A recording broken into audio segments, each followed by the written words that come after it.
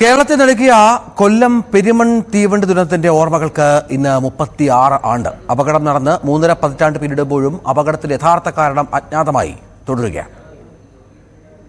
105 പേരുടെ മരണത്തിനിടയാക്കിയ പെരുമൺ തീവണ്ടി ദുരന്തം നടന്നിട്ട് ഇന്ന് 36 വർഷം.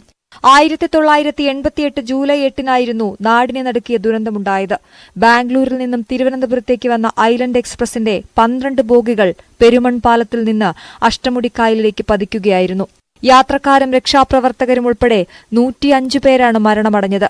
നിരവധി പേർക്ക് ഗുരുതരമായി പരിക്കേൽക്കുകയും ചെയ്തിരുന്നു. ദുരന്ത കാരണം കണ്ടെത്തണമെന്ന ആവശ്യം ശക്തമായതിനെ തുടർന്ന് കേന്ദ്ര സർക്കാർ 2 അന്വേഷണ കമ്മീഷനുകളെ നിയമിച്ചു. റെയിൽവേ സേഫ്റ്റി കമ്മീഷണർ സൂര്യനാരായണന്റെ നേതൃത്വത്തിലായിരുന്നു ആദ്യത്തെ കമ്മീഷൻ. കായലിൽ രൂപം കൊണ്ട ടൊർണാഡോ മൂലമാണ് ട്രെയിൻ മറിഞ്ഞതെന്നായിരുന്നു കമ്മീഷന്റെ കണ്ടെത്തൽ. എന്നാൽ ചുഴലിക്കാറ്റ് പോയിട്ട് ചെറിയ കാറ്റുപോലും അനുഭവപ്പെട്ടിട്ടില്ലെന്ന് തീവണ്ടി മറിഞ്ഞ സമയം കായലിൽ മത്സ്യബന്ധനത്തിലേർപ്പെട്ടിരുന്ന മത്സ്യത്തൊഴിലാളികളും നാട്ടുകാരും പറഞ്ഞു.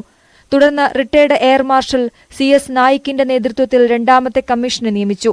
അപകട കാരണം ടൊർണാഡോ എന്നായിരുന്നു കമ്മീഷന്റെയും കണ്ടെത്തൽ. 36 വർഷം പിന്നിടുമ്പോഴും അപകടത്തിന്റെ യഥാർത്ഥ കാരണം അജ്ഞാതമായി തുടരുകയാണ്. പെരുമൺ പാലത്തിന്റെ സമീപം മരിച്ചവരുടെ ഓർമ്മയ്ക്കായി സ്ഥാപിച്ച സ്മൃതി മണ്ഡപത്തിൽ പെരുമൺ ദുരന്ത അനുസ്മരണ കമ്മിറ്റി ചെയർമാൻ ഡോക്ടർ KV ഷാജിയുടെ നേതൃത്വത്തിൽ അനുസ്മരണ സമ്മേളനം സംഘടിപ്പിച്ചു. കഴിഞ്ഞ 35 വർഷക്കാലം പെരുമൺ തീവണ്ടി ദുരന്തത്തിന്റെ അനുസ്മരണ ചടങ്ങ് സംഘടിപ്പിച്ചുകൊണ്ടിരിക്കുന്ന തീവണ്ടി ദുരന്ത അനുസ്മരണ കമ്മിറ്റിയുടെ ആഭിമുഖ്യത്തിൽ ഈ വർഷവും, അതായത് 36ാം വാർഷികവും സമുചിതമായി ആചരിക്കുകയാണ്. ഈ ദുരന്തത്തിൽ 105 പേരാണ് ജീവൻ ഹോമിക്കേണ്ടി വന്നത്. വാസ്തവത്തിൽ അന്ന് പെരുമണിലോ ഈ ഭാഗത്തൊന്നും ഒരു ചെറിയ കരിയിലക്കാറ്റ് പോലും ഉണ്ടായില്ല. അതാണ് സത്യം. ഇവിടെ കയർ തൊഴിലാളികളുടെ കയർ പിരിച്ചുകൊണ്ടിരിക്കുകയായിരുന്നു. ഒരു ചകിരിനാര് പോലും ഈ കൊടുങ്കാറ്റിൽ പൊങ്ങിയില്ല. യക്ഷിക്കഥകൾ പോലും വെല്ലുന്ന രീതിയിലുള്ള കഥകൾ പറഞ്ഞ് ഇന്ത്യൻ റെയിൽവേയും കേന്ദ്ര ഗവൺമെന്റും മാറുകയാണ് ചെയ്തത്.